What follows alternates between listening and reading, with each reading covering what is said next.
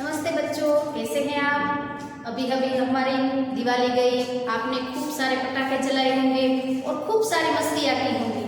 तो अब हमारा नया साल शुरू हो गया है, तो सबको मेरी तरफ से happy new year, happy Diwali. और यह नया साल आपके लिए बहुत अच्छा हो और हमारे स्कूल जल्दी से खुल जाए और हम सब फिर से मिले, ऐसी शुभकामनाएं। तो चलिए, आज हमारा 8वां पाठ है भरत मिलाप, वह हमें लेना है। वह पाठ है एकांकी है। एकांकी का अर्थ होता है एक अंक या फिर एक भाग। पूरी रामायण में से एक अंक लिया गया है, एक भाग लिया गया है, जो हमारे यहाँ भरत मिलाप, भरत और राम का जो मिलाप हुआ था वन में, उसके बारे में पूरा पाठ दिया गया है। तो उसी को आज हमें पढ़ना है। तो चलिए, सब लोग मेरे साथ अपनी अपनी पाठियाँ निकालिए और मेरे साथ आपको यह पाठ पढ़ना है। चलिए, तो पहले हम पाठ लेने से पहले हमें क्या करना है, राम वन में क्यों गए थे। राम वन में गए तो वहां पर उसे भरत मिलने आए ना, तो पहले हमें यह जानना है कि राम वन में क्यों गए। राम है वो दशरथ राजा के पुत्र थे और दशरथ राजा की 3 रानियां थी, कौशल्या, कैकेयी और सुमित्रा। ये तीनों रानियां थी। जब राम का विवाह सीता के साथ हुआ, तब कैकेयी ने दशरथ राजा से 2 वर मांगे। वर यानी कि वरदान। 2 वर मांगे। पहला यह कि भरत है वो अयोध्या का राजा बने, और दूसरा कि राम को 14 वर्ष तक वनवास दिया जाए। अब दशरथ राजा है, वह अपनी पत्नी को पहले ही कह चुके थे कि तुम जब भी मुझसे वर मांगोगी तब मैं तुम्हें दूंगा। इसलिए दशरथ राजा के यहाँ जनकपुरी अयोध्या में एक नियम भी था कि प्राण जाए पर वचन न जाए। इसलिए उन्होंने वचन दिया था अपनी पत्नी को, इसलिए उन्होंने 2 वर है वो कौशल्या को और कैकेयी को दिए। और इसी के आधार पर राम है वो वन में चले गए। जब राम वन में गए तब भरत वहां पर नहीं थे, वह अपने नाना के यहाँ गए हुए थे। लेकिन जब भरत वापस आए तब उन्हें बहुत दुख हुआ कि राम बड़े हैं और मुझसे गुणों में भी आगे हैं, और मेरे बड़े भाई वन में चले गए और मैं यहाँ पर राज करूं। इसीलिए भरत उन्हें लेने के लिए क्या करते हैं, वन में वापस जाते हैं। और वहीं से हमारा पूरा का पूरा पाठ है वह शुरू होता है। तो चलिए, यह एक नाटक की तरह है। यदि हम क्लास में होते तो सारे बच्चे मिलकर एक एक पात्र रखते और सुंदर सा नाटक यहाँ पर हम करते, पर अभी तो हम मिल नहीं सकते। इसलिए जब आप और हम फिर से मिलेंगे तब हम क्या करेंगे, यह नाटक है फिर से क्लास में करेंगे। तो वन का एक भाग यहाँ पर हमें दिखाया गया है। वन है, वन का एक भाग दिखाए गए। घनघोर घटादार जंगल है। कुटिया के बाहर राम और सीता बैठे हुए। देखिए, वन है, वहां पर एक छोटी सी कुटिया बनाई हुई है। उस कुटिया के बाहर राम और सीता है वो बाहर बैठे हुए हैं। पास ही धनुष बाण लिए लक्ष्मण खड़े हैं। राम सीता बैठे हुए हैं और उसके पीछे लक्ष्मण है वो धनुष बाण लेकर खड़े हैं। अब दृश्य पहला, आपको समझना है कि यह एक नाटक का स्टेज है और पर्दा उठता है और दृश्य पहला शुरू होता है। तो उसमें क्या दिखाया जाता है, राम और सीता बैठे हुए हैं। राम, भाई लक्ष्मण जरा देखो तो यह आवाज कहाँ से आ रही है। अब राम जहाँ बैठे हैं वहां से बैठे बैठे ही लक्ष्मण से कहते हैं, लक्ष्मण जरा सुनो तो सही, ये आवाज कहाँ से आ रही है, कुछ आवाज सुनाई दे रही है। लक्ष्मण इधर उधर देखकर, प्रभु सामने से कुछ लोग आते दिखाई दे रहे हैं। लक्ष्मण जब वहां ऐसे ऐसे देखते हैं और फिर कहते हैं कि हे प्रभु, जो राम को वह प्रभु के रूप में संबोधन करते हैं, कि कुछ लोग आते हुए दिखाई दे रहे हैं। वो लोग दूर है, इसलिए उसके चेहरे दिखाई नहीं दे रहे हैं। ऊपर से घनघोर घटादार जंगल है, झाड़ियां है, इसलिए लक्ष्मण ठीक से देख नहीं पा रहे हैं। राम, कौन लोग हैं, जरा ध्यान से देखो। राम लक्ष्मण से कहते, क्योंकि राम तो बैठे हैं, लक्ष्मण पीछे खड़े हैं, इसीलिए राम कहते हैं, लक्ष्मण जरा ध्यान से तो देखो, कौन लोग हैं जो इतनी सुबह सुबह जंगल में आ रहे हैं। लक्ष्मण ने फिर से देखते हैं ऐसे ऐसे करके। लक्ष्मण ध्यान से देखो, अरे यह तो भरत है, साथ ही बहुत से लोग हैं, हमें सावधान हो जाना चाहिए। शायद वे लोग लड़ने के लिए आ रहे हैं।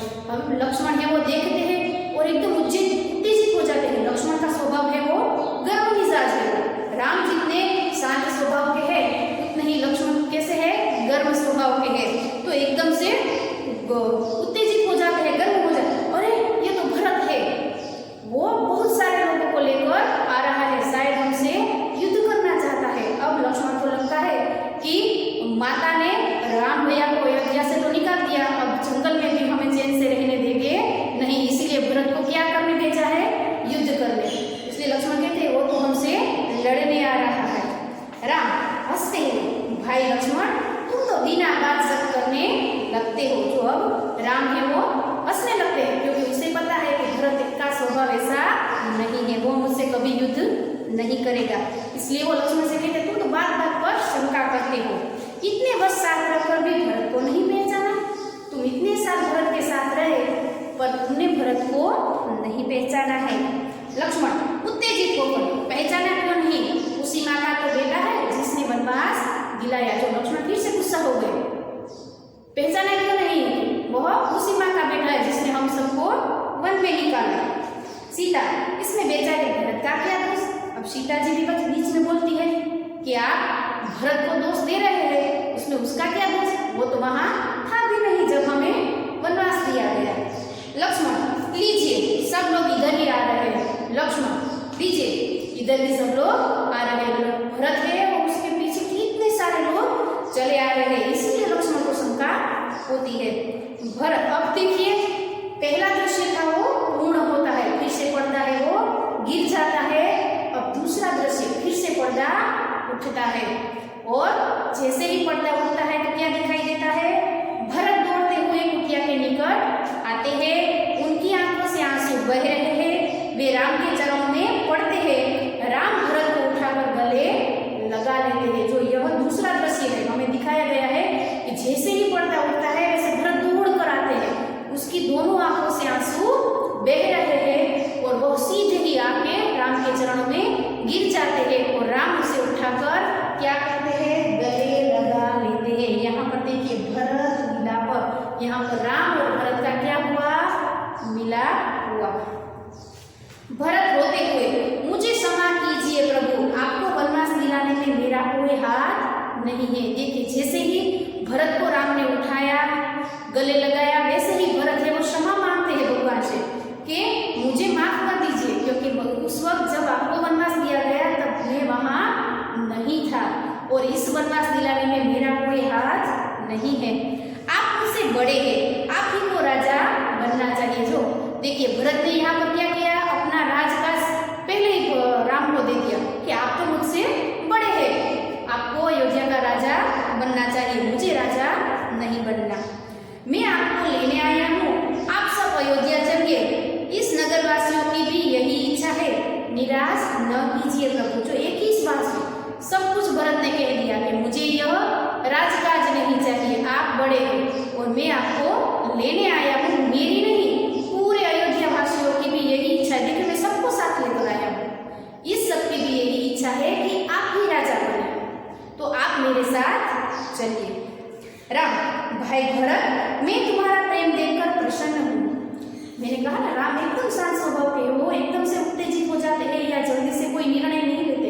वो भरत से कहते हैं कि जिस तरह से तुम कहते हो कि मुझे राज नहीं चाहिए, मैं तुम्हें लेने आया हूँ, मैं तुम्हारा प्रेम देखकर खुश हूँ, किंतु मैं माता पिता की आज्ञा का पालन करने हेतु वन में आया हूँ। लेकिन मैं यहाँ किस लिए आया हूँ, अपनी माता पिता की आज्ञा का पालन करने आया हूँ, वनवास पूरा करके ही लौटूंगा। देखो राम ने मना कर दिया वापस जाने से कि मुझे मेरे माता पिता ने 14 वर्षों तक का वनवास दिया है, अब मैं यह पूरा करके ही वापस अयोध्या लौटूंगा।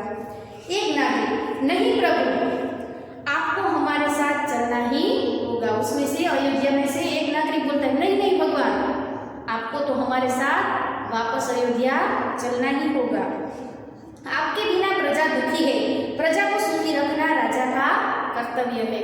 वह राम को समझाते हुए कहता है कि आपके बिना सारी प्रजा, अभी तो हम आधे लोग ही आए हैं, बाकी की सारी प्रजा है वो वहां पर दुखी है और प्रजा को सुखी करना राजा का पहला कर्तव्य होता है, इसलिए आप हमारे साथ चलिए। राम नगरजनों इस समय माता पिता की आज्ञा का पालन करना मेरा सबसे बड़ा कर्तव्य है। देखिए राम सारे प्रजाजनों को भी समझाते हैं कि इस वक्त मुझे मेरे पिता ने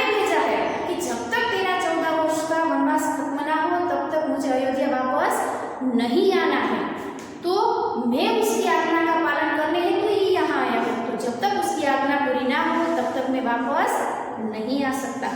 भरत मेरा भाई है, जब तक मैं वनवास पूरा करके न लौटूं तब तक भाई भरत आप सबके सुख दुख का ध्यान रखेगा। देखिए राम ने भरत को सारा राजकाज सौंप दिया कि जैसे मैं आप सबको मुझ पर विश्वास है वैसे ही भरत भी मेरा भाई है, तो जब तक मैं अपना वनवास पूरा करके न लौटूं तब तक आपको क्या करना है, भरत को राजा मानना है, वह आपके सुख दुख का ख्याल रखेगा, आप इसे राजा माने, यह मेरा आदेश है। अब सारे नगरजन राम को राजा मानते हैं, इसलिए राम ने क्या किया, आदेश दे दिया कि आप सबको क्या करना है, भरत को राजा मानना है। भरत कुछ सोचकर, अच्छा प्रभु जैसी आपकी आज्ञा। अब भरत को पता है कि राम अपना निर्णय नहीं बदलेंगे, इसलिए उसने कुछ सोचा और फिर कहा कि ठीक है आप वापस मत आइए, जैसी आपकी आज्ञा, पर मेरी एक विनंती है उसे स्वीकार करें। फिर भरत ने अपनी एक विचारणा है वह राम के सामने रखी कि कोई बात नहीं, आप नहीं आना चाहते, पर मेरी एक अर्जी है, एक विनंती है, उसे आप स्वीकार कर लें। राम बोलो क्या चाहते हो। भरत मुझे आप अपने पाँव की खड़ाऊ दे दे। देखिए अब राम ने पाँव में खड़ाऊ, हम जिसे कहते हैं चप्पल सैंडल बूट, वह नहीं, उस वक्त लकड़ी की बनाई जाती थी। आप अभी भी किसी भी मंदिर में जाओगे तो वहां पर पादुका रखी होगी, एक उंगली रहे ऐसी लकड़ी की बनी होती है, तो राम ने वह खड़ाऊ पहनी हुई है। तो भरत ने कहा कि आप स्वयं नहीं चलना चाहते तो कोई बात नहीं, पर आपने जो पैर में पहनी है वो खड़ाऊ मुझे दे दो, चप्पल मुझे दे दो। राम खड़ाऊ का क्या करोगे। राम को आश्चर्य हुआ कि ये मेरी चप्पल का क्या करेगा, इसलिए उन्होंने सामने प्रश्न किया, खड़ाऊ का तुम क्या करोगे। भरत इन्हें सिंहासन पर रखकर आपके लौटने तक सेवक की तरह राजकाज करूंगा। देखिए भरत भी बहुत महान था। भरत ने कहा कि इस खड़ाऊ को मैं आपके सिंहासन पर रखूं, मैं उस सिंहासन पर नहीं बैठूंगा, उस सिंहासन पर मैं आपकी खड़ाऊ को रखूंगा, और जब तक आप वापस नहीं आओगे तब तक मैं उस खड़ाऊ की सेवक की तरह सेवा करूंगा और उसी से आपका राजकाज चलाऊंगा। भरत का प्रेम देखकर राम, सीता और लक्ष्मण गदगद हो जाते हैं। अब भरत की इस बात को देखकर राम, सीता और लक्ष्मण तीनों की आंखों में पानी आ जाते हैं कि भरत कितना प्यार हमसे करता है। रामचंद्र आगे बढ़कर भरत को गले लगाते हैं, खड़ाऊ लेकर भरत तथा नगरजन राम और भरत की जय बोलते हुए विदा होते हैं। और राम है वो फिर से भरत को अपने गले लगा लेते हैं और सारे नगरजन हैं वो राम और भरत की जय बोलते हुए वापस अयोध्या चले जाते हैं। तो यहाँ पर हमारा यह पाठ है वो पूर्ण हुआ। जब स्कूल खुलेगी तब हम क्या करेंगे, इसी पाठ क्लास में भी हम नाट्य रूपांतर करेंगे। अब यहाँ पर हमें क्या देखना है, तो यहाँ पर हमें अभ्यास के प्रश्न देखने हैं। उसमें पहला प्रश्न है वो एक वाक्य के प्रश्न है, उसे हम स्वामी देखेंगे। फिर दूसरा प्रश्न आपको देखना है, यहाँ पर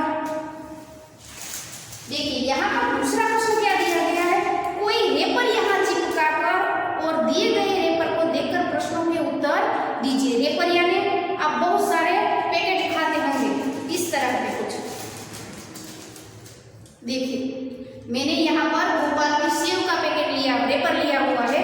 आपको भी ऐसा कोई भी 5 रुपये का 10 रुपये का एक पैकेट लेना है और उसके पीछे का भाग, यह पीछे का भाग है, वह कटिंग करके आपको यहाँ पे लगाना है। जब तक आप इसे यहाँ नहीं लगाएंगे तब तक हम इसके प्रश्नों के उत्तर नहीं दे पाएंगे। तो चलिए अब मैं इसी पैकेट के, इसी रेपर के आधार पर आप हमें सारे प्रश्नों के उत्तर लिखने हैं।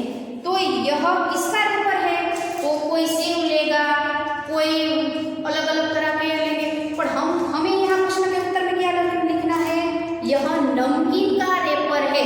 अगर मीठा है तो यह मीठे का अथवा चॉकलेट का रेपर है, पर यदि हम कोई तीखी या ऐसी चीज लेते हैं तो हम लिखेंगे यह नमकीन का रेपर है। फिर क्या है, इस रेपर पर क्या कीमत छपी हुई है, तो यहाँ पर आप देखिए, यहाँ पर आप देखेंगे तो यहाँ पर 5 रुपये, इस रेपर पर 5 रुपये की कीमत छपी हुई है। फिर है तीसरा प्रश्न, इसका पैकिंग कब हुआ था। अब यहाँ पर आप देखिए, यहाँ पर बहुत ही छोटे छोटे अक्षरों में लिखा गया होगा 3/11/20 2020, तो उसका पैकिंग कब हुआ था 3/11/2020 को हुआ था। फिर उसके बाद का प्रश्न क्या है, इसका उपयोग कब तक कर लेना चाहिए। अब हम इस सेव को कब तक खा सकते हैं, तो यहाँ 11वां महीना है तो उसके नीचे लिखा गया है बेस्ट बिफोर 3 मंथ। हमें इस सेव को 3 महीने के अंदर खा लेना चाहिए। यदि इसकी डेट चली जाती है तो इसे खाना नहीं है, वरना हम बीमार पड़ सकते हैं। हमेशा कोई भी चीज खरीदे तो उसकी एक्सपायरी डेट चेक करें और उसके बाद ही उसे लें। तो इस सेव को हमें कितने महीनों में खाना है, 3 महीनों में खाना है। फिर है इसके अलावा रेपर में और कौन सी उपयोगी बातें छपी हुई है, तो इस रेपर में आप ऊपर भी देखेंगे उसका वेट कि कितने ग्राम का है, तो 35 ग्राम का है।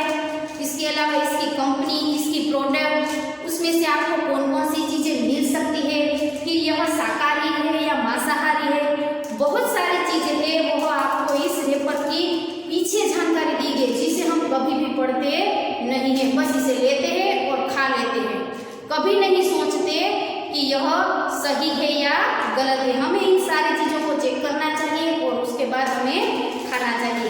बाकी के जो प्रश्न है उसे हम स्वामी पूर्ण करेंगे। तब तक के लिए सबको नमस्कार।